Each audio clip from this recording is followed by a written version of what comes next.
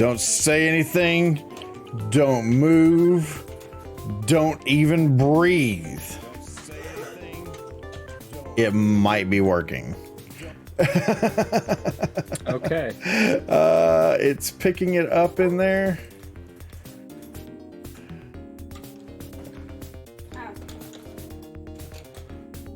Best talking buddy. Go live. Oh. Oh.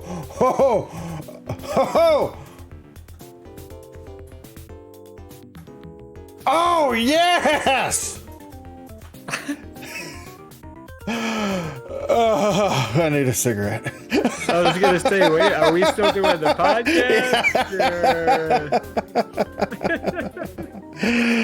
Whatever are you referring to, Adam? I don't know. Gosh. I think that's the question. Lordy.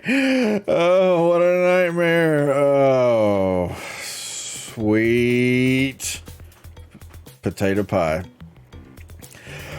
Hey, I think we're live. Hey, we did it, everybody. We made it. All right, time to go home. All right, we'll see you guys next time. Well, Steve, it's been a great podcast. Great. Great's relative, I guess. I'm just joking. Oh my gosh, I feel like I just ran a marathon. If only I would have actually just ran a marathon, because then I would have probably burned several calories that I need to be burning. But hey, welcome to the Beer Clock Podcast. It has been a clusterfudge of activity tonight, but by golly, we persevered and we showed the computers who was boss. So suck it, Zuckerberg. One for the good guys. Right. Oh my gosh, Adam, how are you doing, man? I'm doing good, man. How you doing today? I'm doing a little bit better now. A little bit better. Sheesh. It was touch and go there for a minute. It was a whole bunch of you asking me questions and then me saying, I don't know. Nothing wanted to work. Nothing wanted to work. It just didn't want to do it. But hey, one way or the other, started at the bottom. Now we're still at the bottom, but at least we're live.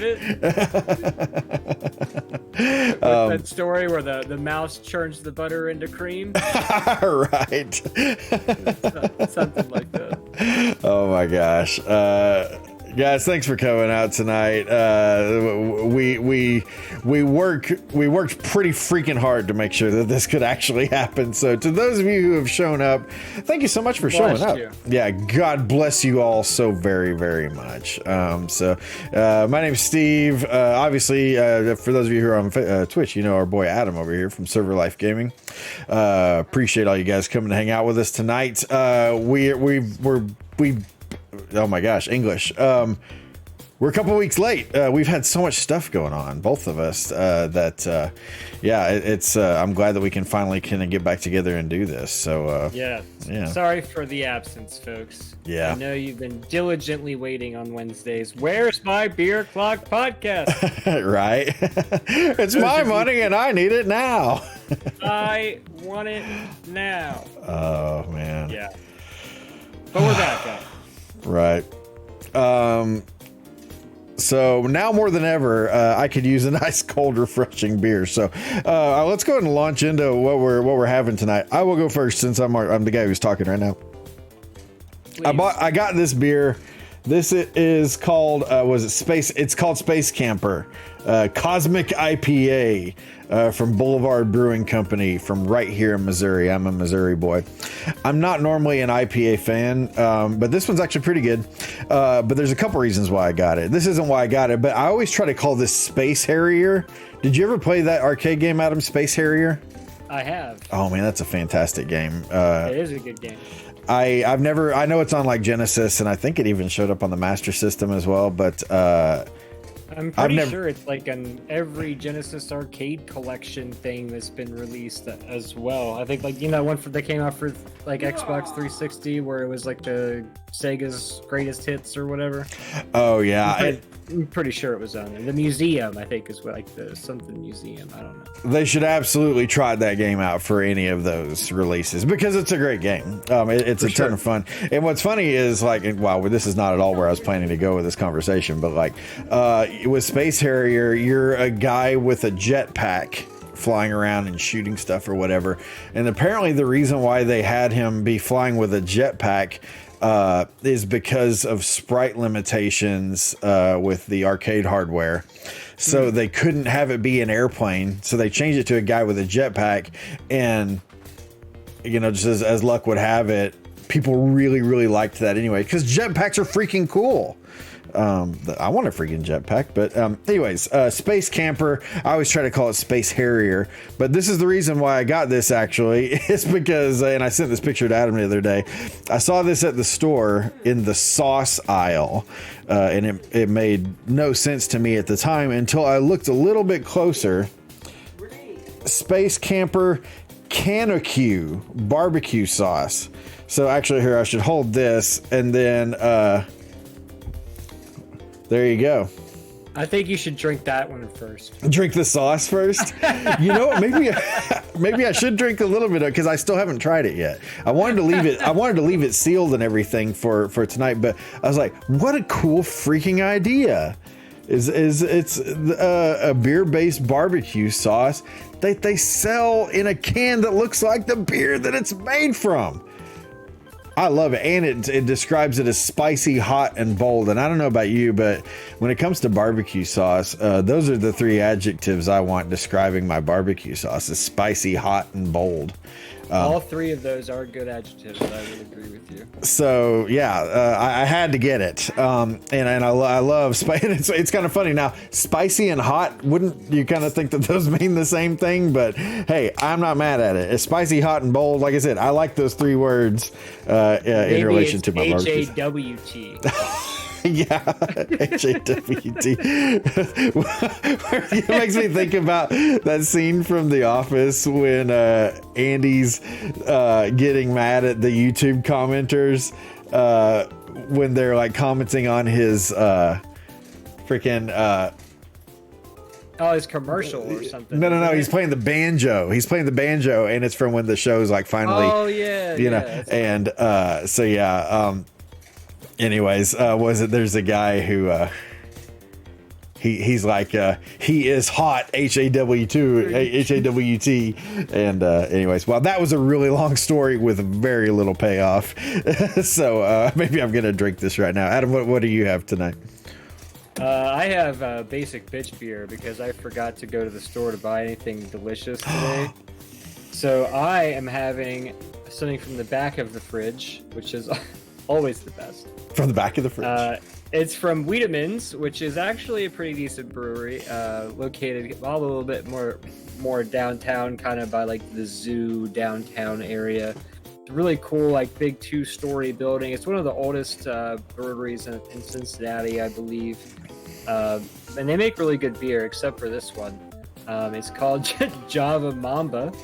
It is a French vanilla coffee blonde, which they had me at French vanilla coffee, but then I did not continue reading the can and see that it was a blonde ale, so it's like a coffee beer that's like a light beer, if that makes any sense. Yeah.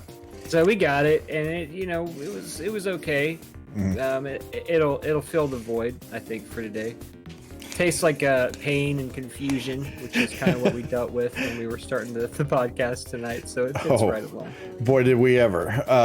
Yeah, and it's funny because I almost went to describe something else, and I literally almost called it Space Harrier again. I think the fact that we talked about Space Harrier really kind of baited me into that. But settled, man. Call it that, and we'll know what you mean. It's called Space Harrier. It's Space Camper, people. But what is it? Oh, the thing, like I said, I'm normally not an IPA fan because too many are just like uber hoppy, like way too hoppy. And this one is a bit more mild. So you still get the hoppiness, but not to where it just like bashes you over the head or anything. So I didn't know that.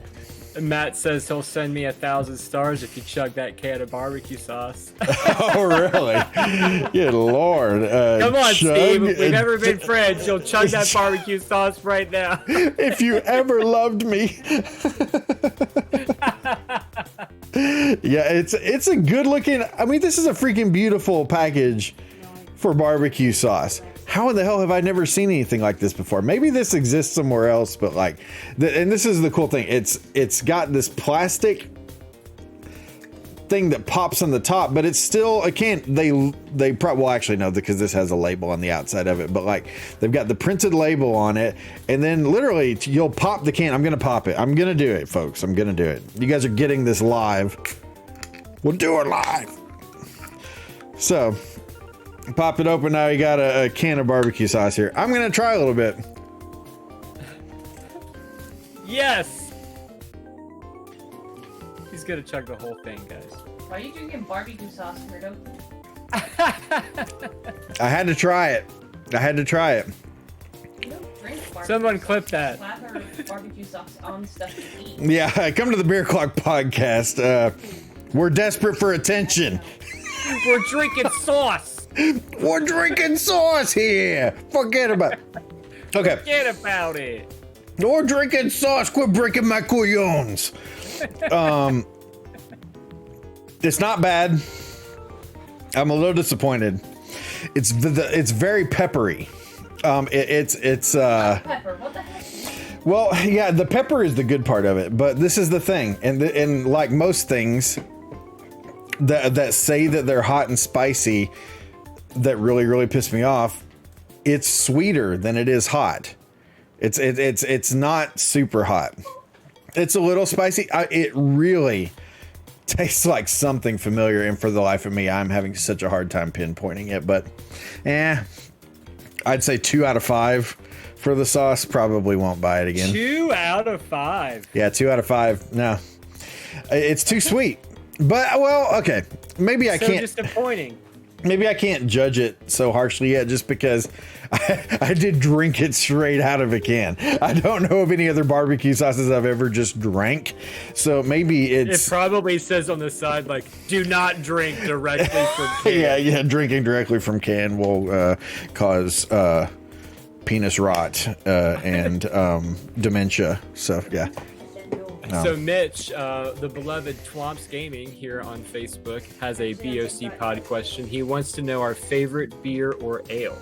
Favorite would you beer like or to ale? Answer first, or would you like me to answer first? Yeah, I can answer first. Anytime anyone asks me a question that has to do with favorites, I immediately kind of tense up because I have a hard time picking favorites in anything. Other than just saying that my wife is my favorite person in the world. But like, but I will say, and she's over there like, yeah, baby, she's over here playing video games. But I will say that like a beer that I can go to any day of the week, grab a can of it and enjoy. I'm going to go for the snake beer. The great snake beer. Yeah. Great Cobra Scare. It's, Mother's Brewery, always tasty, always delicious. Mother's Brewery, please sponsor me, Mother's. Yeah. Adam, can you bring your head down a little bit because you're distracting us from the Mother's Brewery? Yeah, sorry about that. Mother's Brewery, your beers are delicious. Thank you. Anyway, so now, Great Cobra Scare has got to be. It's one that I can have anytime. It's light enough that you could drink it on. It's a sour beer. I should specify that. It's great on a hot day, but it's also really enjoyable, in a cold, chilly winter's evening or something like that. So. He said, Adam, could you put your head down? You're kind of in the way of the Mother's logo.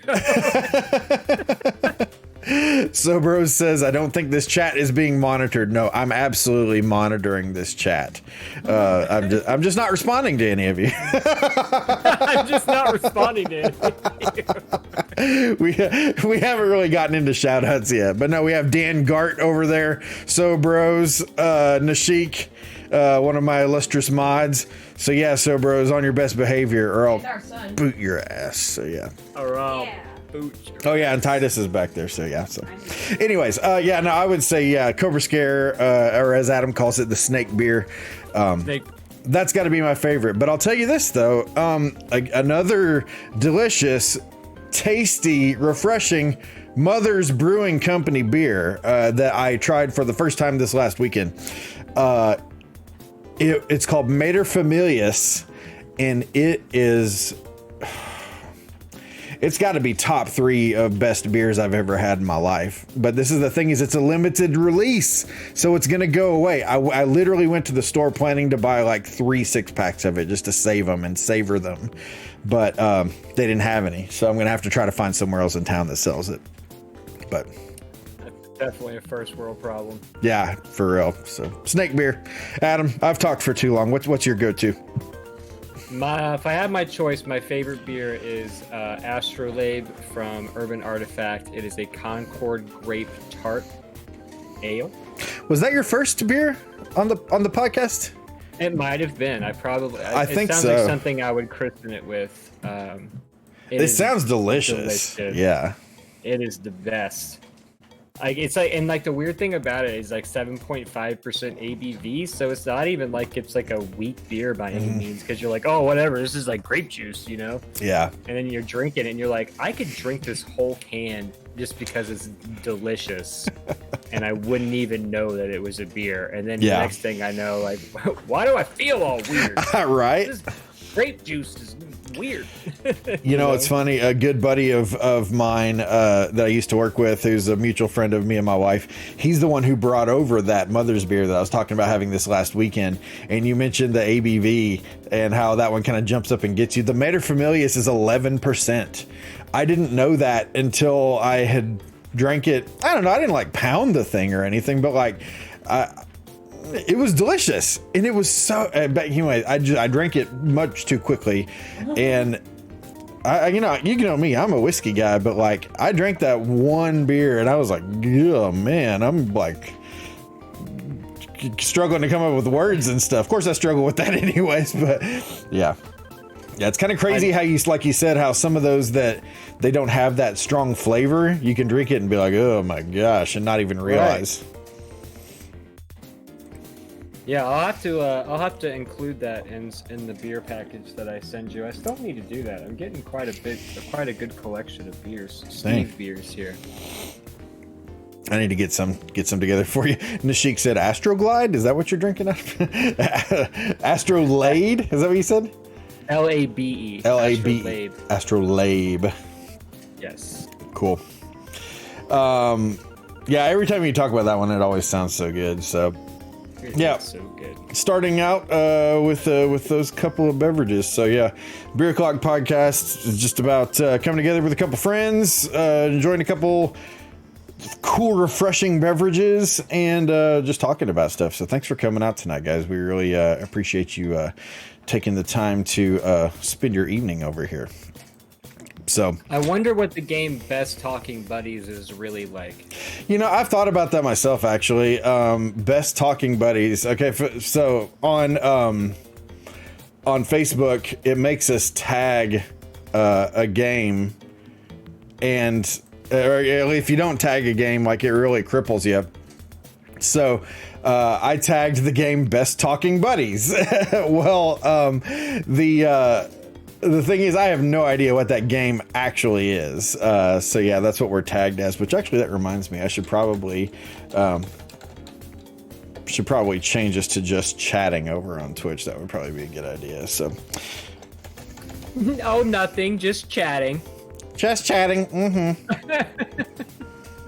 Why is it saying access denied? What? I always thought those little tags were so weird. Like, oh, we're not gaming today, guys. We're just chatting today. Oh, well, it's a good thing I know that coming in. Right. Good thing. Good thing. All right. Yeah, I put us as super hot VR when I was trying to run it through Restream, because I'm like, yeah, we're two super hot dudes, right?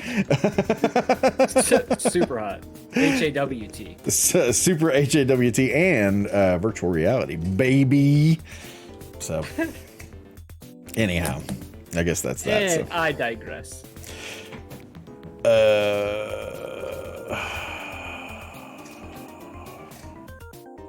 How do I do this thing? Oh my gosh! Mitch asks Boom. over at our beloved Twomps Gaming. Hashtag BOCPod. Beer before liquor or liquor before beer? You know, I don't know. For me, I don't really think about it too much, honestly, because I don't, as I describe it, I don't drink with a purpose, really. So, like, I'm not really at a point where I really have to worry about that being a problem. So, yeah, I really kind of don't have a really entertaining answer for that or anything. But, yeah, what about you, Adam? Both. At the same time. At the same time. You know what? And I'm not, like I said, I'm not a professional drinker or anything like that. But like the thing that always cracks me up is like when you see on the TV show or the movie where they do like the thing where they got like the beer and then they drop the shot into it and then they just pound the whole thing all at once or whatever. Yeah, it's just like, yeah, okay, yeah. You won't ever see me doing anything like that. I mean, no judgment or anything. It's just not my jam. So. But all right, Keith. Well, like I said, Keith. I don't know why I did that, but Steve, it looks like we're not going to be having fun. Right. I don't do. Well, if I was with you, Adam, then that would be a totally different story. So. All right, that's it. We need to crowdfund. Steve takes his first Jaeger bomb at the bar. All it takes is me to get there. Who's with me? Right. We'll have to televise that stuff. So. For the entertainment of the people. I mean, you got to give the people what they want. Yeah, gotta make them happy. So, I typically, if I'm at a party or something and somebody's like, "Let's all do shots" or whatever, I typically take whatever shot it is and chase it with the beer that I'm drinking. Usually. Now that being said, I don't. I'm not like every time that I'm like hanging out, I'm like, all right, guys, well, we got to crush this bottle and drink these 18 beers or anything like that. But if I'm on the mission, I'm usually chasing the shot with the beer of some kind. Now, surely somebody in chat has to have seen this, but didn't the Mythbusters like test this and then prove that like it really didn't matter, that it was really more about the level of consumption, that like, you know, when you do one first instead of the other or whatever, that you tend to drink more, and that's the thing that makes you sick? Isn't that? I think that's what they concluded. I think typically it's just all the matter of you getting to the sicker point is that you just drank too much for your body to take. Right. So yeah. I don't think it's the level, like the vessel and what it takes to get there. It's just getting to that point. And I think maybe people tend to overdrink on liquor because it is such a small amount versus like drinking a whole beer or whatever. And it kind of takes a little bit to hit right away. You know what I mean? So you're not like, all right, do a shot. Somebody else like pours you another one, like do another one. And you're like, okay. And then sometimes, it's not often, but sometimes it'll get the best of you. Gotcha. Yeah, I thought it was something like that, but it's been so long since I've seen that. But man, back in the day, I used to love that show. Man. I haven't thrown up off of alcohol in quite some time, and I think now I'm to the point that if I ever do, you might need to take me to the hospital. Right? Yeah. Yes. That stuff hits you harder when you get older, and too many of those things that it's like, yeah, I can do that no problem before. Well, like totally takes your legs out from underneath you now. So it's like, oh my gosh, man! Sometimes if I have too much fun, I'm out of commission for like 2 entire days. I don't know how people do it on a regular basis anymore. I don't know either. We're all just too old. Too freaking old, man. I'm still burping up barbecue sauce, by the way. You remember that part in Happy where he's like, you can't just take her house from her. She's just too old. No, that's so exactly funny. how I feel now, where it's like, I can't finish that bottle tonight. I'm too old. She's too old. You know, look at her. She's just old. I haven't watched an Adam Sandler movie in probably over a decade.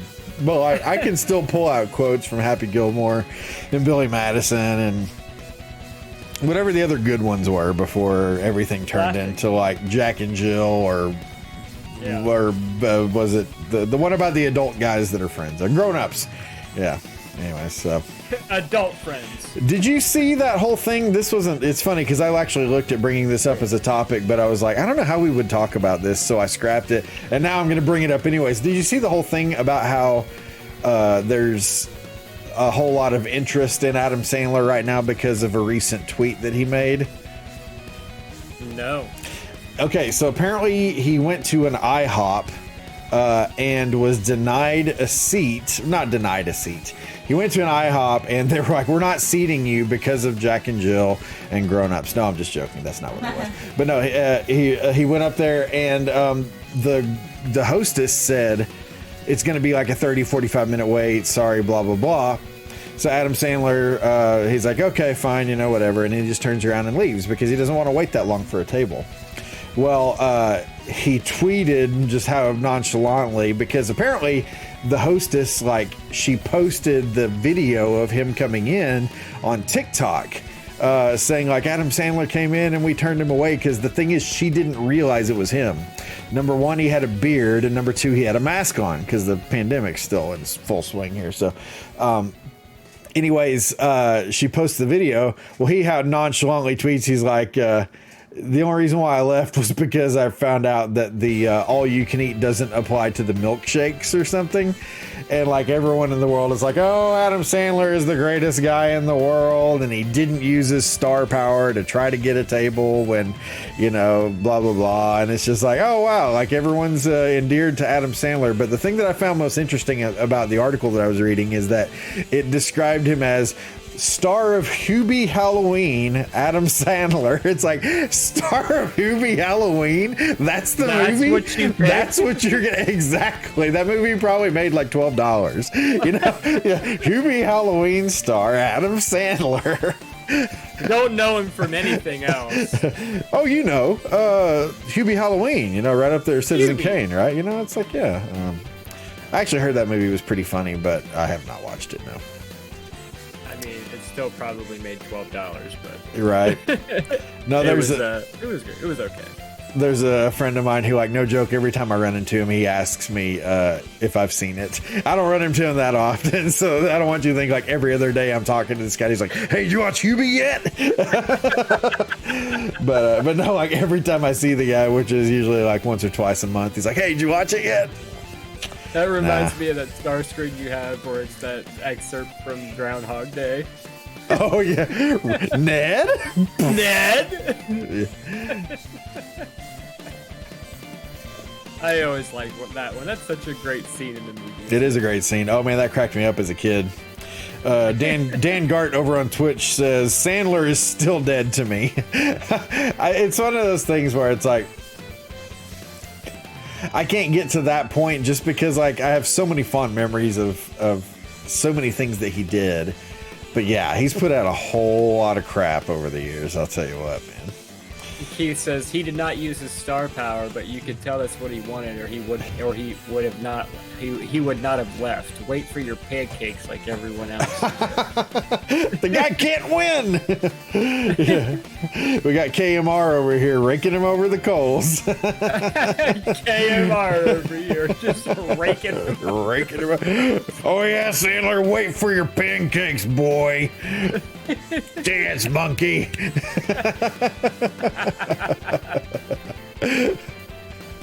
Yeah, Keith's only gonna be happy if he's waiting for his pancakes, not if he's graciously leaving the building. Not if he's graciously leaving. Way to say, excuse me, asshole. You know, or whatever, because he's probably like, excuse me, I'm so sorry. Yeah, So uppity. Nashik made a solid point over on Twitch saying, I ain't waiting no 45 minutes for IHOP. Yeah, I would wait 45 minutes for Waffle House probably, but I ain't doing that for IHOP, man. I love Waffle House. Oof. Go to the Waffle House and order on the toilet, he says. Man, you could bribe me into doing any number of things with a plate of Waffle House hash browns. Wow. See, do you not have Waffle Houses a lot where you live? Well, I mean, no more than anywhere else in the world, but just like, I love Waffle House, man. I was gonna say, like, I was feeling like this was like something that you would normally have to travel like 45 minutes to get to, and that's what's like preventing you from having it all the time. I'm like, it's just shitty Waffle House. You're talking about waiting 45 minutes. No, my not having Waffle House very often has nothing to do with that. It has everything to do with not wanting to be even fatter than I already am. That's all that it is. I mean, I'm not gonna lie, Waffle House hash browns aren't bad. I mean, I wouldn't wait 45 minutes. I mean, but then again, I'm not like hammered at 1:30 in the morning. You know, I mean, Yeah. Waffle House hash browns probably taste better then, and I would probably like go out of my way to get them at that point. But middle of the day, 5:30, 6 o'clock, like I'm not gonna be like, you know what sounds good? Some shitty Waffle House hash browns and a burger. Oh man, how dare you besmirch the name of Waffle House hash browns? Okay, we're about to change. We're not friends. We're about to change the freaking subject here. How do I get you off of the screen? Let another brewery sign back up. Or you know what I could do is I could just end the Facebook feed. We could just keep going on Twitch, and I would never say a word to you about it. I would never say a word to you about it. And everyone would be like, "Hey, what happened to the stream, Adam?" And Adam's like, "We went for like 3 hours," and then realizes that only 30 minutes of it went to Facebook.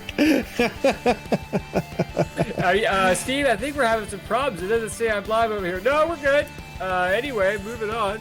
Yeah, we're live, Adam. Don't worry about it. Yeah, me and Nashik will defend the honor of Waffle House. Oh man, I love Waffle House, and I don't care. And I don't care who knows it. An order on the toilet. Yep. Dude, it's an institution. It's an American institution, and they never close. You have never had a relationship as dependable as Waffle House. I assure you of that. I mean, they have always been there for me. They hose down the tables and chairs, at 3 a.m. when there's like just the homeless people in there because they need a bath anyways, and they, they dry it off and then they're open. They don't even close for that. What's so funny is Coach Dave of Sobro Gaming over on Twitch. He said something about going to the Waffle House and the bathroom being uncharacteristically clean, and he took a picture of it, and it was very, very, very clean. But in the picture you could not see the sink, and I was like, I bet that bathroom's got the corner sink in it, doesn't it? And he's like, it does. And I was like, dude, every Waffle House has got the corner sink. I don't know why. They always have the freaking corner sink. I never understood that. But anybody in chat, I assure you, if you leave this podcast, don't do it yet because we're not done with the show.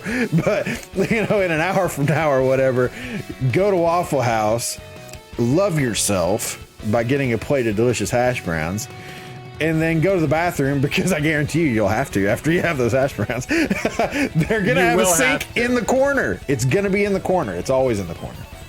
Yeah, now that you mention it, now I'm gonna have to like really scope that out. I might have to put like an update on the page or something once I drive by one all the time. Go in there, take a picture for posterity, and no, I'm not here to eat. I'm just in here to take pictures of your bathroom. Oh my gosh, Nashik said one of the 3 near him has a non-corner sink. Listen to me. I have been to a lot of Waffle Houses. I don't think I've ever been to a Waffle House that did not have a corner sink. He said he bets it was a Huddle House. Have you ever had Huddle House? I think Huddle House. Huddle House, yeah. I think that's more of a Southern thing.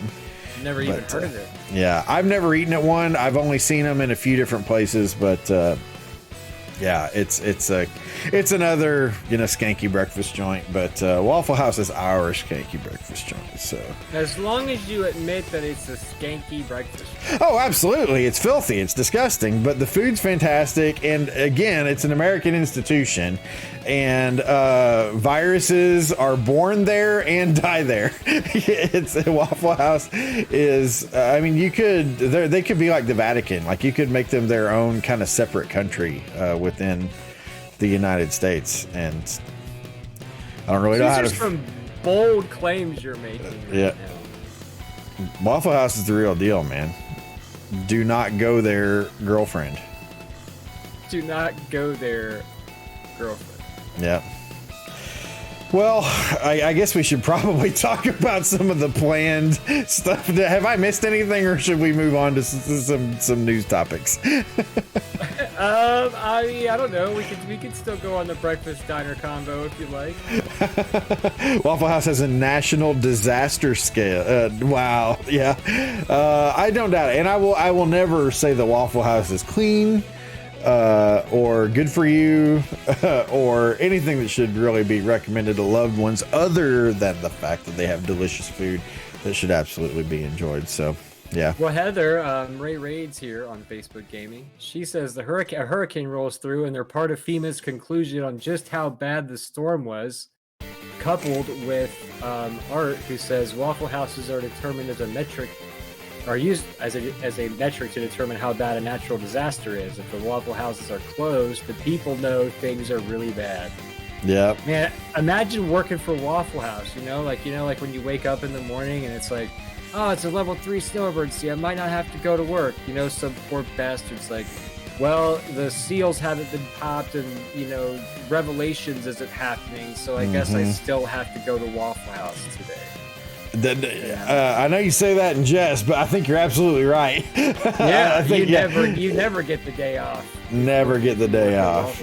Yeah. But I mean, and it's crazy because, and of course I joke about it earlier, but it's like, I know that like in the middle of, especially like Christmas and New Year's, and then of course it's the time of year where there's a lot of inclement weather, you'll start to see those, they look like they're the yard signs that you see around election time or whatever, but it's just Waffle House, boom, 2 words, we're open. And you'll see those things everywhere. There have been like less kids that have missed school or more kids that have missed school over inclement weather than Waffle House employees. Those people, again, like I said, I challenge you to come up with a more dependable relationship than the relationship with Waffle House. Air traffic controllers have worked less days than Waffle House employees. Right? Yeah, like the president of the United States at least gets to go play golf every now and then. Waffle House? No. Scattered, smothered, and covered. Drop 2 sausage, 3 bacon, eggs over medium. Shadaisy. Wow, did you work there? That was sounding pretty accurate. I eat there a lot, Adam. That's why I've been talking about it for like an hour now. You said I eat there a lot, Adam. No, it's funny because I really honestly don't go there that often. I talk about it almost every day on stream because I have a sound alert that's a clip from the Game Grumps where the guy's like, Lordy, take me to the Waffle House. People play that, and then it always leads to conversation about Waffle House, and everyone's always like, oh, now I really want Waffle House.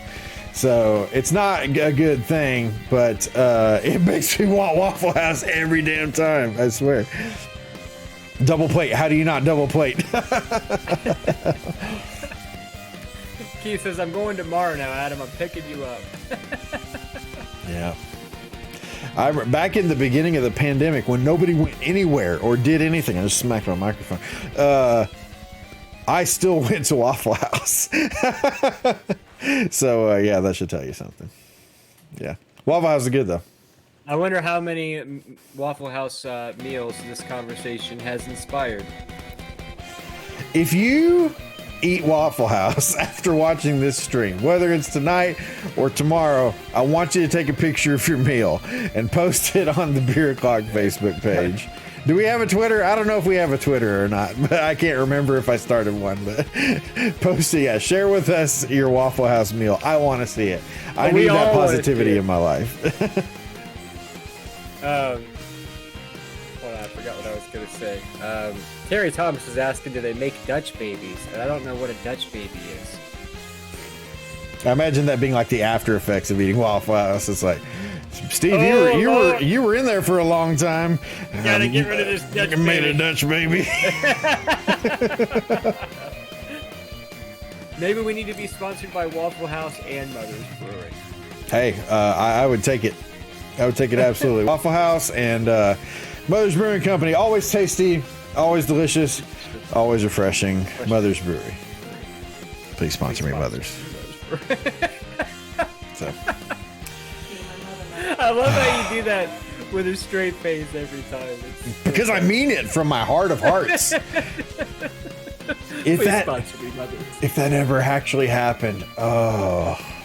And I say that while I'm drinking a Boulevard Brewing, a bastard beer compared to Mother's. A big can of barbecue sauce.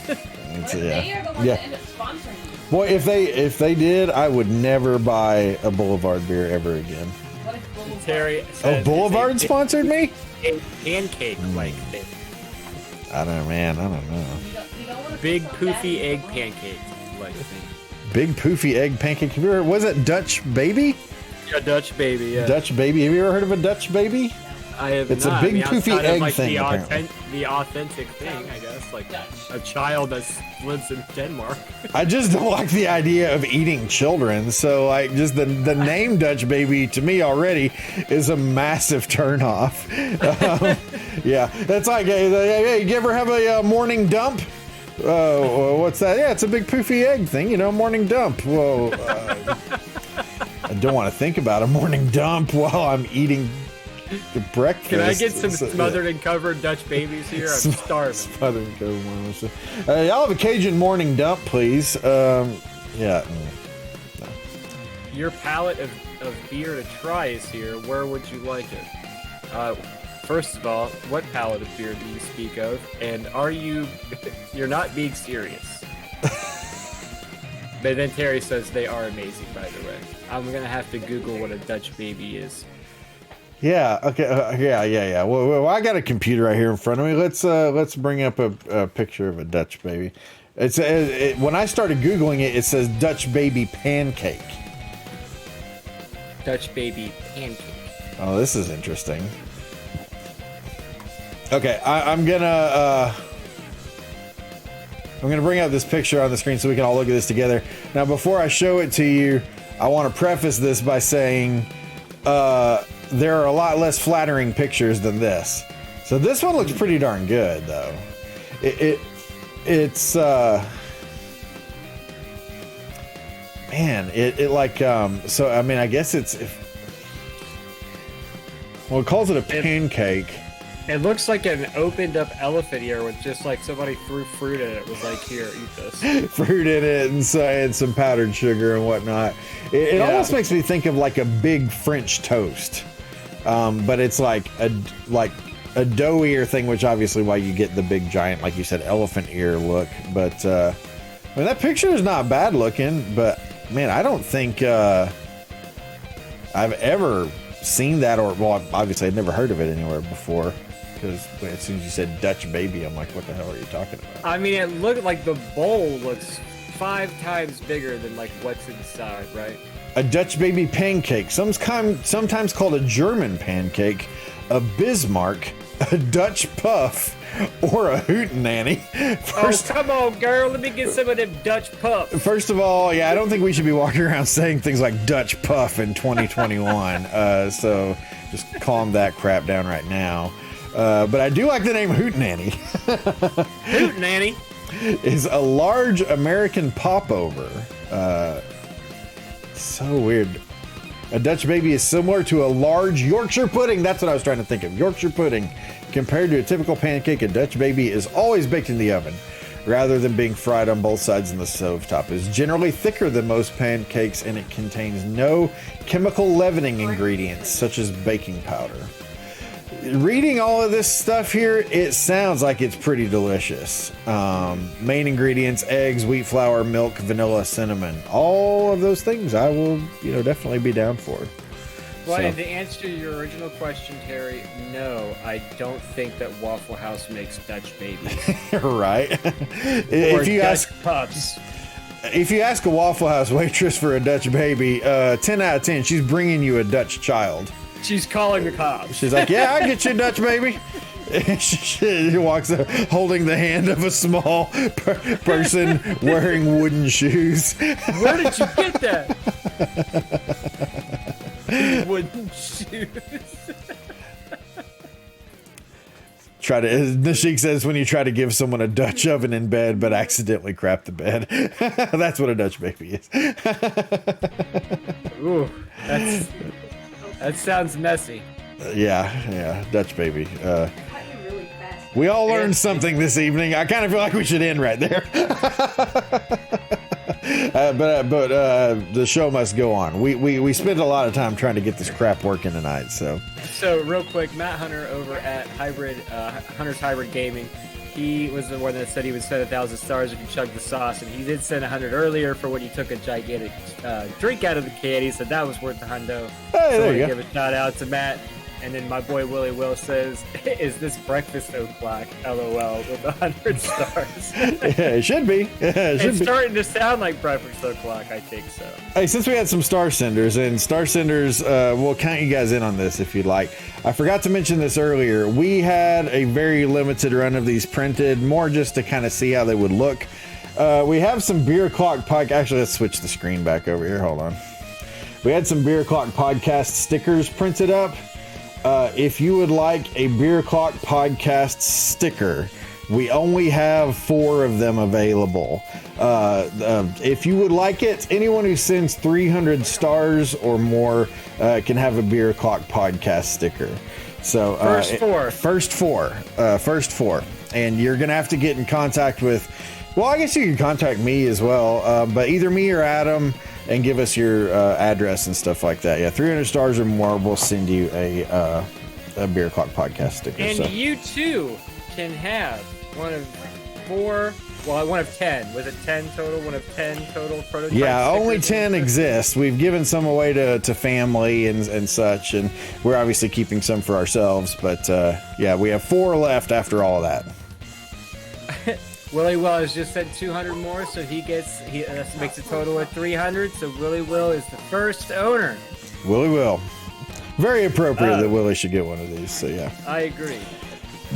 Thank you, Willie, for the 300 stars. We hope you enjoy the sticker. Yeah, Dan Gart over on Twitch says, "I got one, fool. That's my brother, and he's the one who designed the animated me and Adam. You can't see it very well because my camera isn't great, but I assure you." Oh, actually, hold on. Do I have it here? Keith says he wants one and has just sent 1,000 stars. My boy KMR, he's roasted Adam Sandler and loving Beer Clock podcast. I don't know what happened to the screen here, but you can see there's the animated version, or the designed is a strong word. I drew it, he says. Anyways, there, he drew me and Adam for the picture. So yeah.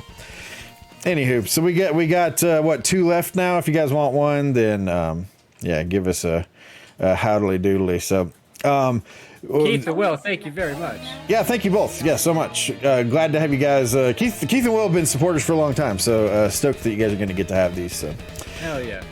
So Taco Bell's bringing back a fan favorite after a 5-year hiatus. Cheese connoisseurs, it's time to celebrate. Taco Bell is bringing back the Quesalupa after a 5-year hiatus. 5 years, and they're bringing back the Quesalupa. Let's see. I actually had one of these. Have you had one? I have not. No, I've never eaten a Quesalupa. My wife always makes fun of me for this, and rightly so.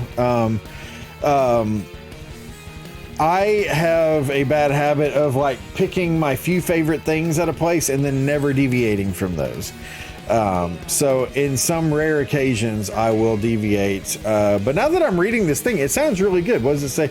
It combines the cheesy traits of a quesadilla with a crispy chalupa shell to create a double layer filled with seasoned beef, lettuce, cheddar cheese, diced tomatoes, and a dollop of sour cream. Vegetarians can substitute the beef with black beans.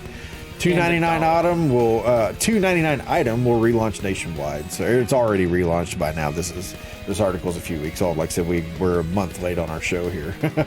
But well, so I demanded drunkenly that my wife take me through Taco Bell to get one of these on my birthday.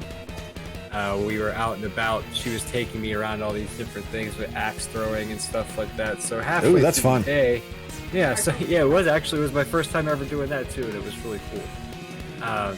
Halfway through the day, got a good buzz on. She had remarked earlier in that week about how she went to Taco Bell, and she's like, "You have to try one of these." So we just passed the Taco Bell. I was like, "We have to go get Quesalupas right now." Quesalupas, baby!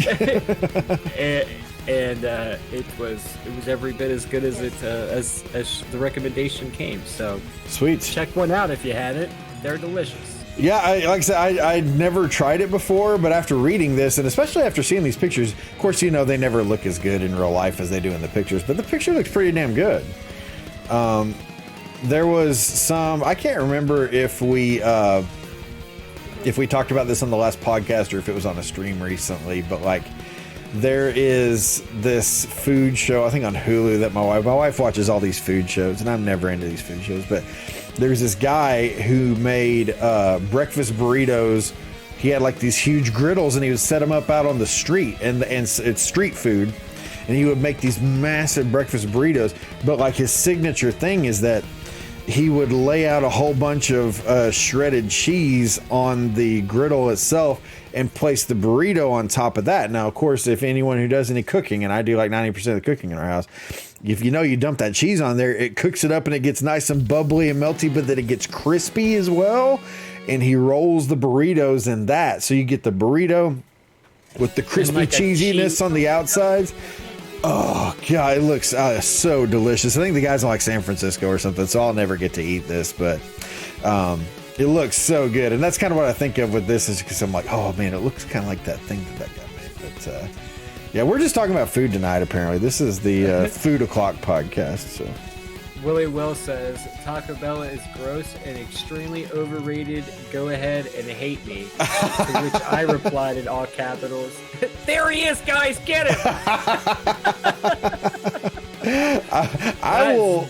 Blasphemy. That is blasphemy. It's like right up there with blaspheming Waffle House, but it's like, dude, I will never ever claim that Taco Bell is Mexican food. But all day I'll say that it's good food. I like to eat it. I mean, it's trash, but it's good. It's good. It's enjoyable. And the Sheik has made the point several times when we have discussed, when we have discussed this in our streams. I think we lost Adam. I don't know what's going on there. But he's made the point in the streams that Waffle House, Taco Bell is like one of the healthiest fast food places you can eat. They've got several really, really healthy options available. Now, of course, you have to order those things and get them just so, but anyhow. Art was saying that he wants the potatoes back in all capital letters, and I said, it's okay, man. It's, they came back, right? The vegans won? Yeah, that was actually the next thing I was going to say, is along with bringing back the Quesalupa, potatoes are back now. Now, unless it's something where they're doing a slow rollout or it's a regional thing, but I'm pretty sure I saw it on nationwide news because Lord knows America loves its food. But they've got billboards up all over the place out here saying potatoes are back. They pissed off all the vegans so much for taking away the potatoes. And potatoes are back now. So, back in black. Wow. So, Art, you can rest easy, but now you can no longer make fun of vegans. There you go. So, well, you gotta take the good with the bad. You can't make fun of vegans anymore. You get to have your potatoes, alright? It's like Full Metal Alchemist. Balance. There's a balance there. The equivalent exchange, that's what it's called. The equivalent exchange. I like how you're making this an anime comparison here. Art's a weeb, so this is the only way that I can communicate with him. This is the only language he speaks. Yes, he only speaks anime, so I have to, correlate it. That's too Senpai funny. Senpai style. Oh my gosh, that's too funny. I'm gonna crack open my second beer. I want to show this off real quick because this can cracks me up. Ozark Lager. It says hard work, honest beer, but look at this can. Doesn't it look like it says hard, honest work beer? It does. It's like one of those memes where it's like the two datas. Don't open dead Trek. Inside, or don't dead open inside. Exactly like that. Yeah, I always think about this. Like, it's a work beer. Like you get busted for drinking at work. It's a work beer, boss. It's like, a hard honest beer. So yeah. Hard, honest work beer. Ozark Brewery. It's gross. I hope to the world that he's not referencing Fanta Orange as being gross, because Fanta Orange is like the best soda in existence. We've talked about this before. I love me some Fanta Orange. I don't know if I'll agree that it's the best soda in existence, but the Fanta Orange mixed with Mellow Yellow is the holy union of sodas. Is that so? If you ever find like a Coke Freestyle machine or whatever, do half Mellow Yellow, half Fanta Orange, and it will change your life. Yeah, I was thinking, I'm like, where in the world did you make this combo happen? But okay, yeah, those freestyle machines. That makes sense. Keith says High C is 1,000% better than Fanta Orange. Keith, I'm muting you for 15 minutes for that comment. Hey, I will at least a little bit come to Keith's defense there. High C fruit punch is like, now my wife and I, and our family in general, actually, we really love Wingstop. I don't know how many of you guys have had Wingstop, but Wingstop has you can't even compare it with like Buffalo Wild Wings or that crap. Wingstop is perfection. I wish they had better sauces. Oh no, I love their sauces. See, I really only like the Korean one. The Korean one's good. See, no, the original hot is the way to go. But the Korean one's good. The there's a Cajun rub one. I forget what it's called, but no, man. High C fruit punch is like the perfect drink to pair with Wingstop, and that really kind of opened my eyes to a High C fruit punch. If it wasn't for Wingstop, I don't know that I ever would have said what I just said. But yeah, it definitely opened my eyes. Now, see, if Wingstop had B-Dubs as sauces, that would be a different conversation. B-Dubs does have some good sauces. I'll agree to that. But I mean, there's certain, I don't know. I disagree that, like, yeah, you're a lot more limited at Wingstop in that there are not nearly as many sauces, but the few sauces they do have, I think, are so much better though. But they used to have, there was one though, it was another Asian sauce at B-Dubs that they discontinued, and I forget what it was called, but yeah, that was like my favorite one. But there's so many sauces at B-Dubs that I really don't care for. But I mean, see, like, I want like a spicy garlic equivalent and a blazing sauce equivalent at Wingstop. You know, it's funny you mentioned that, because spicy garlic's like the only sauce there that I really like, actually. Spicy garlic is delicious. It is delicious, yeah. I'll agree to that. All right, so funny stuff that's happened at work. Pat Sajak accidentally solves puzzle during Wheel of Fortune bonus round. Bonus round, that's what it's called. I was trying to think of what this was called earlier. So basically, Pat Sajak, longtime host of Wheel of Fortune, a contestant makes it to the final bonus round. Pat says, "Yikes, well, I'd rather be standing here than there, quite frankly." The puzzle was, quite frankly. And the funnier part of it is that the guest still didn't get the answer correct. But he says that, and then after the show's over and the guest loses, there's always kind of a brief moment where Pat and Vanna kind of chit-chat with each other, and then they're like, "Bye, everybody." I only say this because I used to watch Wheel of Fortune a lot with my grandparents. I probably haven't watched Wheel of Fortune in over a decade, but in that little conversation, Vanna totally busts Pat on it. She's like, "You totally gave him the answer." And he's like, "As soon as it came out of my mouth, I was like, oh no." But quite frankly, in Pat's defense, quite frankly, is something that a lot of people say all the time. But how hilarious is that he actually gave the puzzle away unintentionally, and the guy still didn't get it right? Like, I don't know, like, which thing is worse? The fact that he like literally said the answer, or that the guy didn't pick up on it? Yeah, like he says it, and like the guys in the background behind the cameras are like, yeah. And he's like, "Oh, I mean, commercial break." We'll be right back.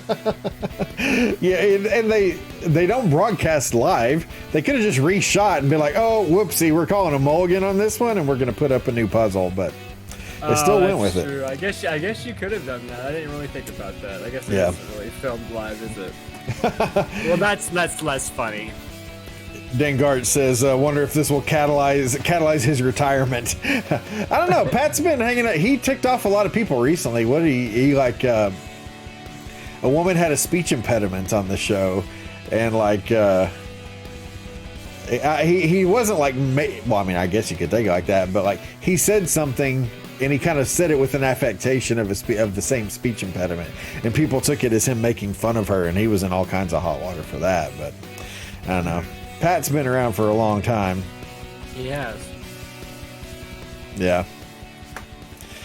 You think, at some point, him and Vanna, come on, I mean, that's happened, right? It had to have. It has to have by now. Oh, yeah, totally. At some point. Either that, or like I'm just like stereotyping the whole situation of like, oh, just because she's a female, co-host or whatever. Well, yeah, I mean, they all do that, right? That's just my assumption is like, I'm sure it's happened, but, I'm just saying at a work party, it's late, Pat's had way too many Sajacs on the rocks. Give me another Sajak on the rocks. What is a Sajak? Like, what would be in a Sajak? I was trying to combine it with like a Jack on the rocks, like a Jack Daniels. Sajak on the rocks. Oh. Yeah. Sajak on the rocks. Wow. Yeah. They can't all be home runs, Steve. Oh man. Yeah, I'm mentally trying to like what would be in a Sajak on the rocks though. It's a cosmopolitan. They just call it a Sajak on the rocks. It's a Cosmo. Oh my gosh. That's awesome. It's a Midori sour. Shot Midori, perhaps. Oh, you wouldn't understand. There's this bartender in Stanford that, well, I guess you just have to be there. Oh, I love inside jokes. Hope to be a part of one someday. Wow. Oh, I love that show. Classy conversation here always, Yep. So recently, about a month ago, celebrated a really important anniversary. The 15-year anniversary of the first ever paid DLC. And I was excited to bring this up because I figured Adam would have something to say on this. And turns out he did, because we talked about this before the show tonight. But April 3rd, 2006, the Horse Armor Pack is the first ever official plugin for the Elder Scrolls 4 Oblivion from Bethesda. It was released for both the PC and the Xbox 360 on April 3rd, 2006. The first microtransaction sold by a major publisher. It was made as an experiment to test the market's reaction to DLC. And this is the part that really cracks me up about this. Most players reacted negatively, claiming that $2.50 for an in-game cosmetic was way too much. So a couple things to laugh out there. First of all, $2.50. What we wouldn't give to see $2.50 DLC these days.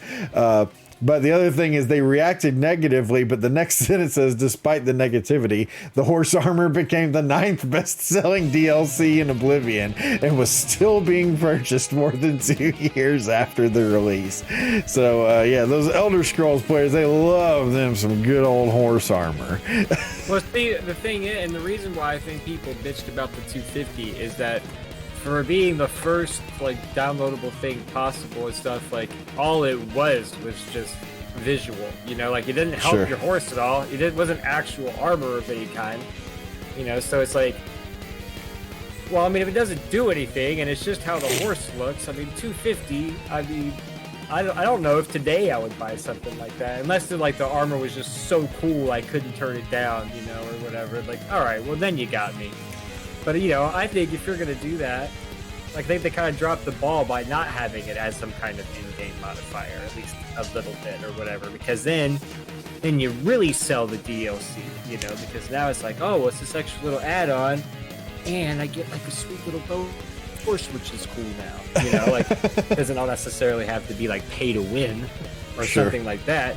But I mean, just a small little thing I think in there. I mean, I kind of get the bitching about the 250, but only really in that aspect. I do agree with you that yes, it would be nice to see more $2.50 DLCs nowadays, but for something as just purely cosmetic as that, I could see myself bitching about it. By the way, Thumb Taco sent us 100 stars. Thank you, Jared. How you doing, buddy? Hey, buddy. Thanks a lot, Jim. Got a coffee beer today, not a fruit one. Eat your heart out. Yeah, suck on that, Jared. And I hate it. And I hate every minute of it. So it kind of, and I get what you're saying there, obviously, and I think you make a good point in it too.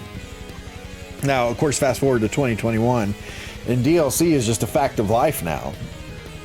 You know, it's true. It's something that's, I mean, of course, it depends on what kind of games you're playing, but DLC has literally become a fact of life. And I don't know if Nashik's still in here or not over on the Twitch side, but we were discussing this back when the anniversary actually happened, because I was not aware of this. I never played Elder Scrolls Oblivion, but it's like the thing is that now DLC has become something where publishers can release like half-finished games and then, you know, charge additional fees just to get like a completed package, or even to piecemeal out a package that isn't necessarily complete until you buy like all these things and stuff like that. And it's like, what's everyone's thoughts and opinions on DLC? Because I'll tell you, you know, stuff like that. And there's an upcoming change. I'm not going to go all into this in detail, but an upcoming change in Destiny. You guys know that I play Destiny 2, or a lot of you guys know that I play Destiny 2. That people are upset because of how it's being handled DLC wise. But then on the flip side of that, Shovel Knight is a game that I love, and it's a fantastic, fantastic game. With Shovel Knight, if you bought the full, it's like what they call it, the treasure trove, where you get like all the different games that they've released. They released, I think, 2 separate, like pretty sizable DLCs for that game at no additional charge. So it took a game that you had already paid for completely, and you get all this extra content at no additional cost, and it just keeps you coming back to their content over and over again. So I think there's a right way to do DLC, and there's absolutely a wrong way to do it. So do I think it's all bad? No. But do I think that it's become a crutch? Absolutely. You know? Now, I'd say, like, I think we kind of just covered it, but I mean, as far as DLC is concerned, if you get a complete game and the DLC is like a new chapter to the original story, or it's like a spin-off, or it involves like another character or something, that's worth stuff putting out and buying, because stuff like might not even necessarily be enough material to make up a whole nother game, so therefore I get the DLC, you know, part aspect to it. Looking at you, Chris Redfield's DLC in Resident Evil 7. You know, like it was, I mean, I thought it was a little highly priced. It was like $15, and you got like, I think a 3 or 4 hour, not even like a 3-hour DLC or whatever. But then you look at games like The Messenger, where The Messenger is already a huge game and complete and great in and of itself. And then they've got a DLC that's like $15, or I don't even know how much it is really. But it's like its own little separate thing.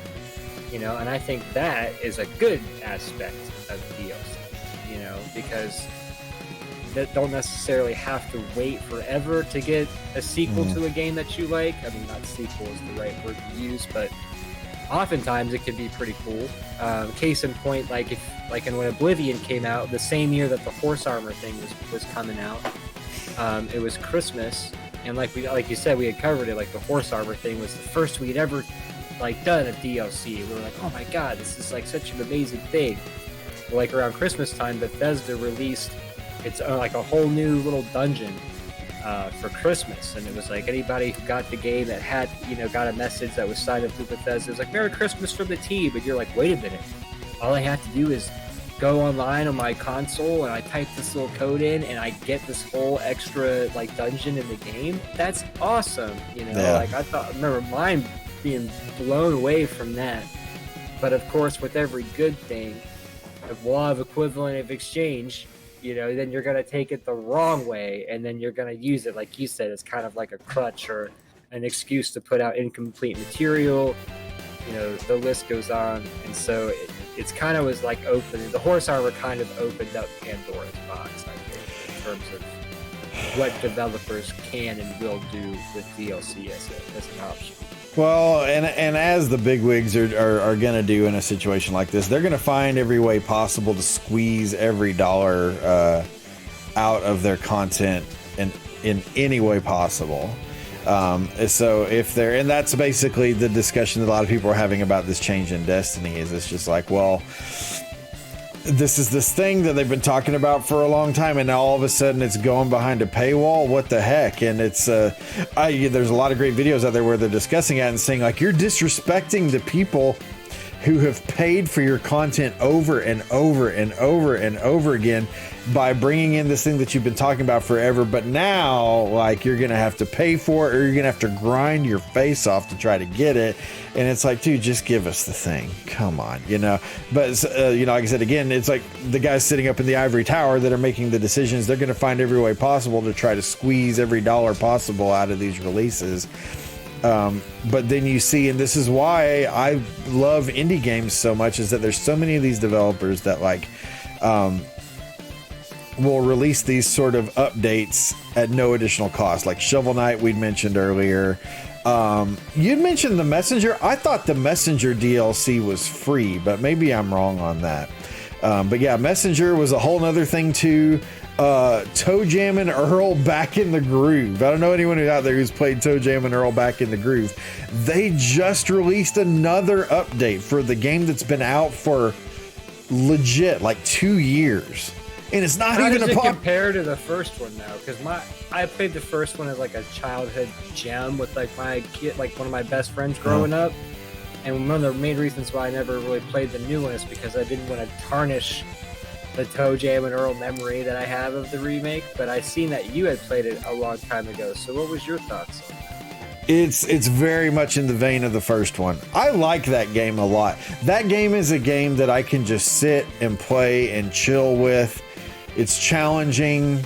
It's frustrating, but it's one of those that I never want to just toss my controller or be like, screw this, and not like, it doesn't require that many neurons firing to play Toe Jam and Earl Back in the Groove.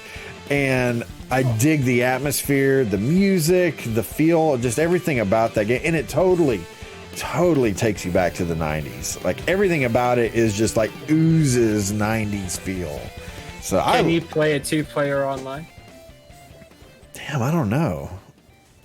Are we gonna have to, if we can do it, are we gonna have to co-stream some? Dude, that would be really, I would 100% be down for that. I don't know, man. I'm gonna have to look into that, or maybe that's it, because I was about to say that I don't know what the new update was, but I just saw them tweet this morning, and that's another thing. This is a game that's been out for 2 years and is not even. It was a Kickstarter game. It's not any sort of AAA title or anything like that. But they have a fairly active Twitter account and good interactions and stuff like that. And it's just like, and they're here they are releasing an update 2 years later. That's doing DLC the right way, and it's going to keep people coming back to your game, and they're going to buy your stuff again the next time, instead of just nickel and diming them every time you turn around, Agreed. For sure. Navy Squirrel says, one of the things I heard about Destiny is that they constantly add things for a limited time, so you can't even play the full campaign anymore. They do a lot of seasonal stuff now, but they've made it to where a lot of that stuff you can still get it when the seasons are over. But they did a whole big thing recently where they did what they called sunsetting of a lot of older content, to where, like, I still have like all these guns from past seasons that are now, for the most part, pretty worthless just because of the updates and stuff to the game. So it's like, and the big disappointment there is that, like, they broke from Activision years ago to try to get away from this whole nickel and diming thing, and now they're kind of falling back into the same, old habits, which sucks. But No, I as far as DLC is concerned, there's a right way to do it and there's a wrong way to do it. I feel like if it adds value to the content that you're already enjoying, or get, like you'd mentioned, Adam, gives like additional dungeons or additional game modes or something like that, I'm all for that. But like when it's used to like bring in stuff that should have been free in the first place, or to fix parts of the game that, I mean, maybe aren't necessarily broken, but it's like, dude, this should have been part of the game at launch and you're just now adding this. Right. Like, I think if Nintendo, and you guys know I'm kind of a Nintendo fanboy, but like just recently Nintendo updated Super Mario Party to where it now has online multiplayer. 2 years later, online multiplayer 2 years later. Why did they not have that at launch? I am stoked about that, though. I am too. At least it is a thing. I am still happy and excited about it, but it's at the same time, it's pretty ridiculous. But think if they would have charged for that. I don't know. People probably still would have paid it. But yeah, because it's got a Nintendo name on it. You could sell plastic dog crap, in a package, and it's like Nintendo official dog crap. What's up to your Wii? You sound like you've been talking to Nashik.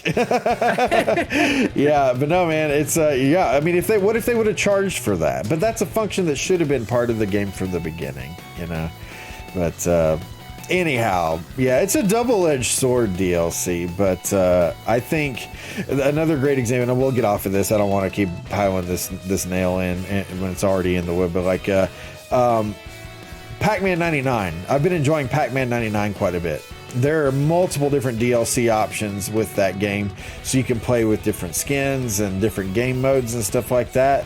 But I'm okay with that because you can still get pretty much the full experience playing it absolutely for free. If you want to get more out of it, you can pay for that other stuff. But no one's holding a gun to your head. And you don't really feel like you're getting a cheapened experience by not paying for those additional things. So I've got a great story about that. So I went to go see my buddy Ray Hendricks over at High Score Wins up in Michigan last weekend with Jake Fraser, Cool Beans guy as well. And we're talking about It's awesome. Was like, oh yeah. So we're talking about Pac-Man 99, right? Because I know Ray is a big fan of Pac-Man 99. The grind is real and all that kind of stuff. And I mentioned like, well, yeah, this is a free game, and he's like, oh no, it's not free. He's like, there's there's downloadable content, and he's like, you get all these different boards and themes and stuff like that. And he's like, the only thing that you get with the free version is just the 99 player battle. You don't get the CPU battle or the whatever the other thing is. And I was like, well, wait a minute. Don't you only play the 99 person one? And he's like, well, yeah, but I was like, and like, don't you only use the classic theme board on it too? Because you said you don't like the other ones. Well, yeah. So why did you get the DLC? Like, I've never that's seen funny. You play any of the And who is this, Ray? Yeah. That's funny. It's like, well, I'm just saying you can. Yeah, I watched Jake, I watched Cool Beans guy playing some Pac-Man 99 a couple weeks ago, and he was playing on the original skin too, but like there's a big pack where it's like $30 and you get like all the skins, it's like the whole shebang. But the truth is, there's only honestly like 2 skins I even care about, and it's a couple bucks for those. That's my horse armor. I'll buy that. That's my horse armor. But yeah, the whole the reason why I feel like it's acceptable for it to be set up the way that it is that Pac-Man 99 delivers everything that really like Tetris 99 and Super Mario 35 delivered, also for free. But it does have the extra stuff, but you can decide whether you want to pay for that or not. You don't really feel like you're missing. Personally, I don't feel like I'm missing out on anything by not having paid for that other stuff. Man, I'll tell you what, speaking of that trip, while we were there, all 3 of us tried Tetris 99. It was my first time playing it. I can't remember about the other guys, if it was their first time playing it. Regardless, all 3 of us are pretty adept Tetris players, I mean, we've played it growing up. We're not slouches. We can make lines, blocks, things of that nature. All 3 of us just got ridiculously owned on Tetris 99. 99 It is must be to the ridiculously point hard. now where every person that plays Tetris 99 just must be a god at it, you know? So it's truly like Clash of the Titans. Because, I mean, we probably played like 20 rounds between the three of us, and I think the best one of us ever got was like 67. Dude, I've never won a game of Tetris 99, and I've played a lot. I've gotten into the top 3. I don't think I've ever gotten top 2. I'm trying to remember, but like, no, Tetris 99 is so freaking hard, man. It's just ridiculously hard. You know, and like Ray's no slouch to games like that. I mean, he had a crap ton of wins in Mario 35. He's got like over 100 and some wins now in Pac-Man 99. I mean, he's no stranger to the game, and even him was getting just crushed. I mean, it's ridiculous to people that play that. But I digress. Yeah, Pac-Man 99 is really hard too. Like, I could like poop out wins in Mario 35, no problem. But Pac-Man 99, it took me a good long while to get that first win in. So it's a whole new sort of adaptation for that. And it's gotten harder even now. The longer it's been out, the game has gotten harder. And I think it's probably just because of all the other players and stuff. But I brought up on the screen, since we were talking Tetris, this video of which actually I should link this video into the chat here. Hold on a second while I do that. After years, I mean, obviously, you know, Tetris was released back in, back in the 80s? I linked it. It's only going to show up on Twitch, though. If you want to copy that, you can put it over on Facebook as well. But competitive Tetris players recently discovered a new technique to utilize that's basically completely changing competitive Tetris now, where in the past there were 2 different methods that were used. One called DAS, which is basically just holding down the directional pad to make it either go left or right, moving your tetromino across the screen. Or the other one is hyper tapping, which you're seeing the guys kind of do. Well, maybe not so much in this, what's on the screen right now, but hyper tapping is essentially pressing the button like 12 plus times per second. Those were the 2 ways that have been used, you know, basically forever. Well, now they're doing this thing that is really being called rolling, and you're going to see us in a second here, kind of an example of the guy almost figuring it out by accident, but where basically they're tapping on the back of the controller to enable them to be able to move directionally so much more quickly across the screen. The reason why I bring this up is just that, like, I think it's so interesting that, like, this is a game that's existed for decades, and people have been playing competitively for decades, and completely new techniques are still being discovered to do that.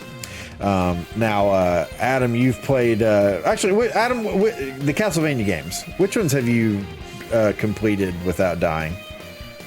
Castlevania 3 and Dracula X.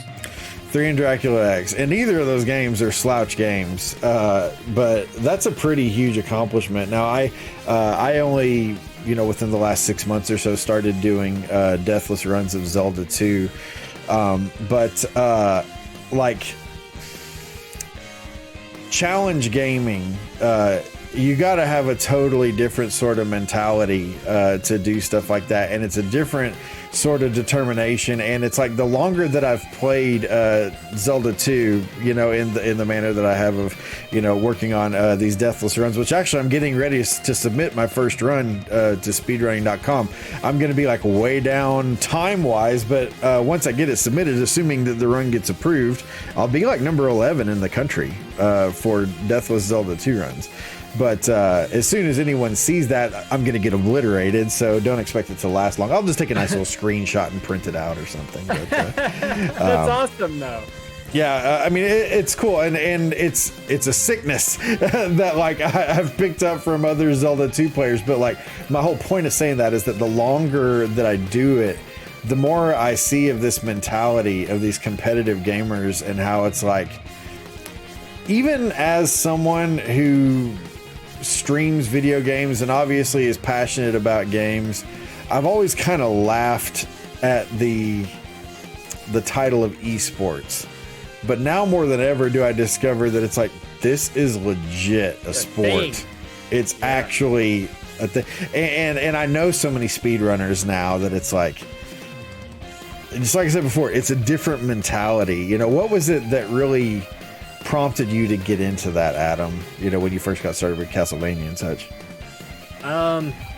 Well, my boy Willie Will over at Green Slate Gaming was a big part of it. I know the reason I even asked him to even teach me / Mort Castlevania 3 was because I had watched him do deathless runs of 1, 2, and 3 before on his channel. And I was like, man, it's so cool to be good like that. And I was like, I've never even really tried to play and beat a Castlevania game before, let alone try to do it without dying. And so I was like, Will, do you want to help? Do you want to teach Mort how to play Castlevania 3? And so then, like, once he taught me how to play the game and I knew the inner workings of it, you know, then he was like, well, now you got to try the no deather, you know. And I was like, no death? What? I was like, There's no way. I just not beat the game. But then it was like one of those things that, like, the seed gets planted. So then you're like, yeah, maybe I can do that. I can do that. All I gotta do is just get over this part and this part. Like, all right, now I'm gonna try it.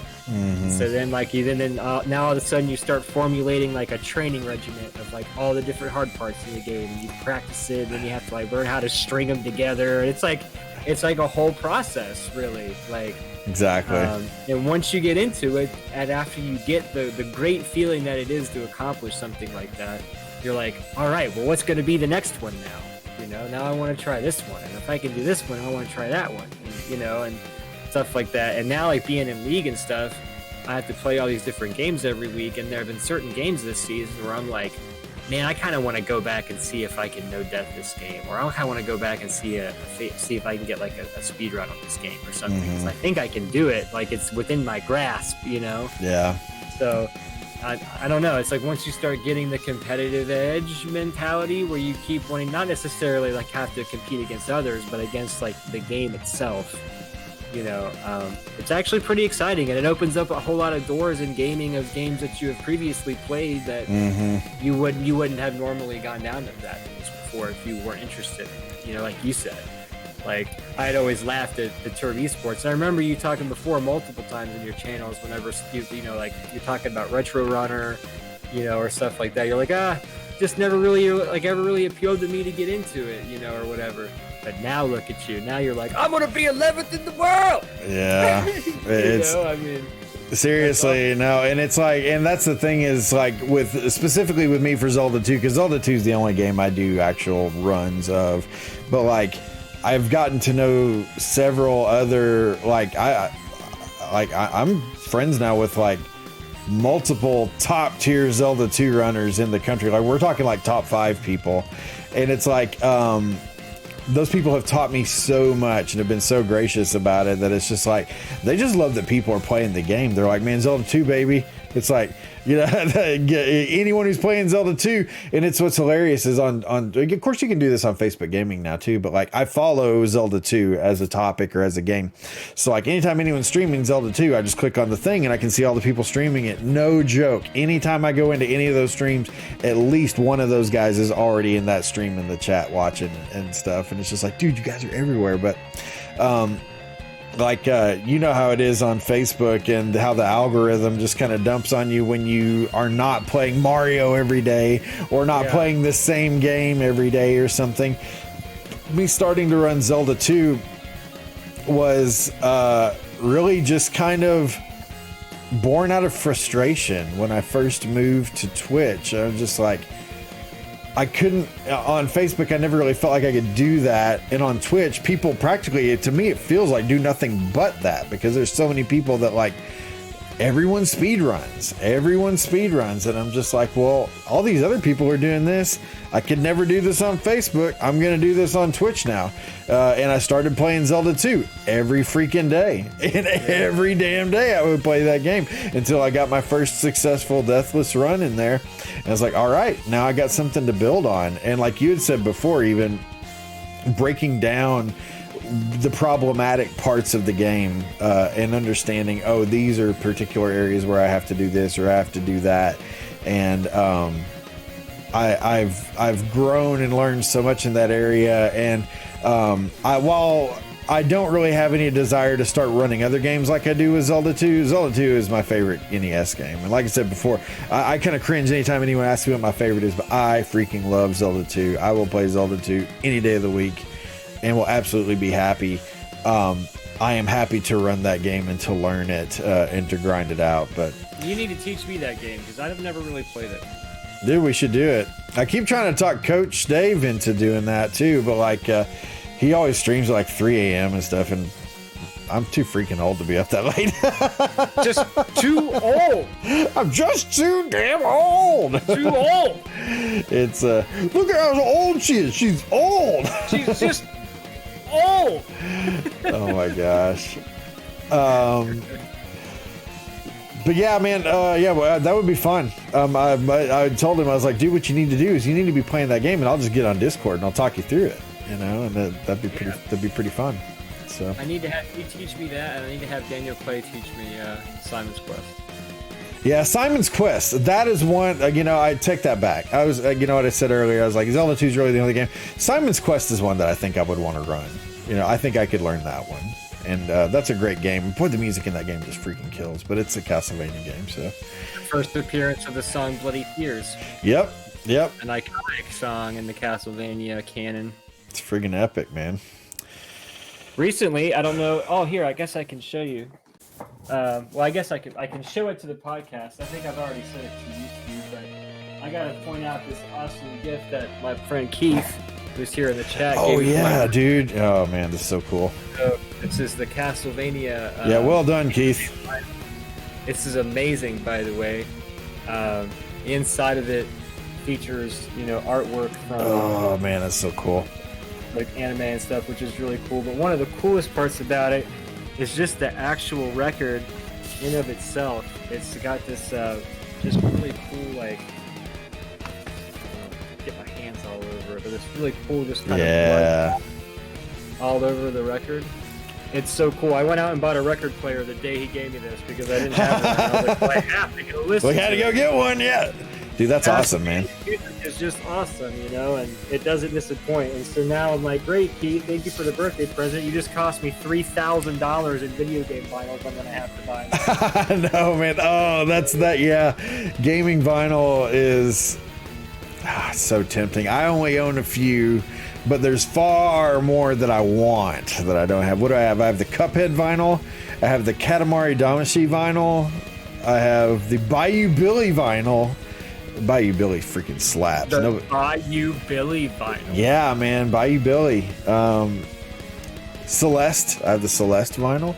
But yeah, there's like way too many where it's like. Ooh, I have Celeste, but I haven't played it yet. Oh, you need to, man. You'll love it. It's really good. I won't spoil it. I'm not gonna say anything. You need to play it. I'll just say that. It's definitely one of the games that I have seen you stream. And I was like, oh, I remember Steve streaming that, but then I downloaded it, but I just have never got to it yet. It's beautiful. It's very challenging, but it's just a beautiful game. I mean, it's not just visually, but like the story, the music, it's like 9.9 out of 10, if not like 10 out of 10. Yeah, I got a little bit obsessed with that game. I don't want to get up and start grabbing all my Celeste stuff, but I've got several items. I love that game. Oh wow, that's a heck of an endorsement. Yeah, no, it's very difficult, but I know you're up for a challenge, so you need to check it out. For sure. Back on the topic of Destiny, everyone loves Destiny's new fallen babies. I would like to see the baby. Michael Scott, I always hear him. But, okay, so I'm not going to dwell on the Destiny part of this here too long because I know not everyone in chat really cares about Destiny. But the new season of Destiny is starting very soon. Part of the trailer is the baby fallen, which are these little kind of little guys right here. Can we zoom in even more than that? There we go. And a little bit. It kind of screws up the page there. But anyways, the baby fallen. Everyone is freaking out about the baby fallen. It's like the new baby Yoda, essentially. Bungie unveiled the next season of content coming to Destiny 2 on Tuesday morning. It looks like he's holding like 3 grenades or something. Doesn't it? You know? But no, those are baby fallen. I was going to say my first thought of that is not alien children, but I guess that's just me.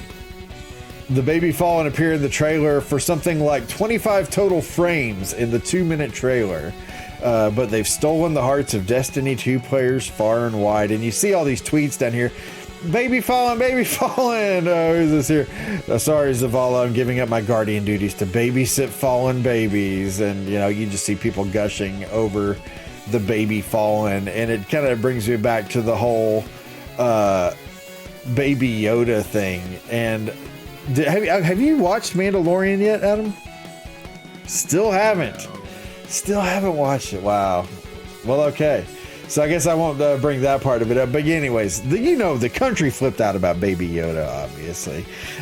Baby Fallen is kind of the big thing right now. And it's just like the Fallen are these disgusting creatures. I mean, you got this picture in front of you here. It doesn't do them justice. They're these disgusting, awful race of aliens that are trying to destroy mankind. And everyone's like, oh, Baby Fallen. And they're going crazy over this thing. So it's like, is there anything that couldn't be redeemed by a baby version of it? Because rewind to pre-Mandalorian, Yoda, I don't know anyone that found Yoda that endearing. But bring out Baby Yoda, and Baby Yoda... I didn't get the Baby Yoda thing either. Yeah. It's, people just lost their minds over Baby Yoda. So these are some... baby whatevers that I absolutely would not like to see. Some people that I don't think the babyification treatment would really do anything to redeem them in my mind. So first of all, oh, actually I forgot. No, I put my own face on there first because I'm a narcissist but I hate myself at the same time. So and then I had to add the eyes. So now I've got the eyes even. So no, so people who I don't think could be redeemed by the babyification treatment. So, first of all, Ed Sheeran. That dude just creeps me out.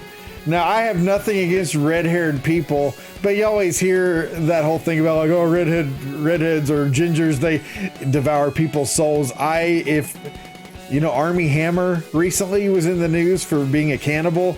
If the next thing news broke that Ed Sheeran was also a cannibal, don't know that I would be that surprised.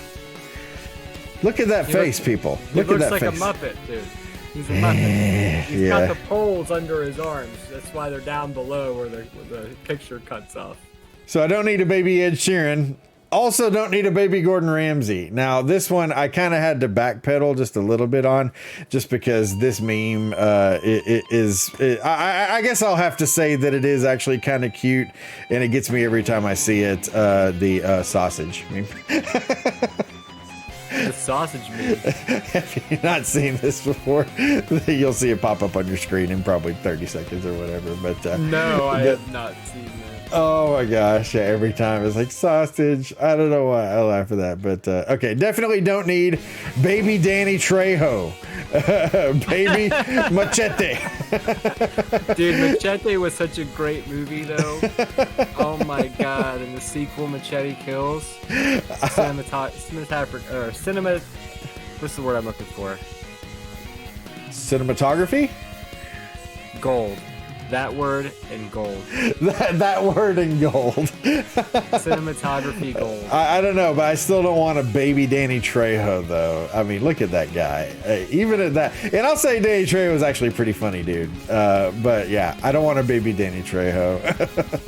I don't think I do either. No. Naked Grandma! Baby Dr. Phil. I don't want to see that either. What I love about this is that he looks like he's been airbrushed into oblivion. I mean, look at that. How smooth is he? You are so smooth, Dr. Phil. And then last but absolutely the worst and the most horrific is baby Mitch McConnell. Oh Lord. Look at that. There's a lot. That's simple. You just need to Google a bullfrog. There's a lot of pain and shame in those eyes. In those eyes. Here, look. I'm picking his nose with my cursor. Now that's a baby falling. That's a baby falling, right? Yeah, we need to We need to put bring him Mitch over into this picture here. You do. You definitely need to. Give him the glowing eyes and The everything. glowing eyes and everything. Yeah. So, yeah. Anyhow, So with this list of people that you came up with, is this, or I guess I need to ask you that, the celebrities that you don't want to see as babies, are these ones that you've come up with, or was this on a list? no, this was a list I came up with. I was like, ooh, Okay. yeah, okay. The baby Yoda, and everyone's freaking out about Yoda. Baby Fallen, everyone's freaking out about Fallen. If I saw, We don't need a baby Steve Buscemi. oh man, baby Steve Buscemi. Yeah, it's like the baby Dr. Phil. I'm not buying that. I'm not buying that, baby. Absolutely not. No, Mitch, get the fudge out. Get the fudge out. Anyways, that's horrific. Get that off of my screen. Get that off of my screen, me. Get that off of my screen. Anyhow, so. Anywho. Well, we're getting on up to our time here, Adam. Did you have anything you wanted to go over before we say adios to everybody? I don't have anything pressing. Not anything that can't wait till the next time we get together, which will be in 2 weeks. Yes. From today, no ifs, ands, or buts. I'm just kidding. But ideally, 2 Wednesdays from now. Ideally, yes. Make sure if you sent Adam stars for the beer clock stickers, then make sure you get him your shipping info so I can mail these out to you. If you want to mail one to me, Steve, I can actually deliver it to Keith. Oh yeah, okay. Well, I was gonna send you one anyway. As far as Willie's is concerned, I can give you that. Okay, all right, Because cool. I just recently sent him a care package in the mail. Love you, Willie. And yeah, we'll do it that way. And thank you guys so much for the sticker stars. We'll send them out to you. Sticker stirs. So sticker stirs. I think we're gonna have some more stuff coming soon. If anyone is interested in some various beer clock whatnots. So yeah. Anyway, stay tuned for that. Everybody, thanks again for coming out tonight. Good Lord, we had a really tough time getting this thing rolling in the beginning, but the technology gremlins be damned, we still made it happen, right? And hopefully we fix this for next time, so we'll actually be able to start on time next time. Yeah. Sorry about that, everybody. That was but we were panicking on our side too. So we were definitely panicking. Well, guys, thanks again for coming out. Everybody, have yourselves a great rest of your evening. Enjoy it responsibly, and we will see you on the next go round. Thank you, guys. Have a great rest of your day and a great rest of your week. Believe in yourself. We love you. Believe in yourself. That's so funny. I almost busted into this song that we had to sing for, I think it was Dare, like the program that keep kids off of drugs. Oh yeah. Like back when I was in high school, and they made us sing this song, and like Believe in Yourself was part of it. So you almost got me singing that, but not today, Satan. Not today, Satan. You ain't getting that. You guys got to pay extra for that. You gotta pay extra for the Dare songs.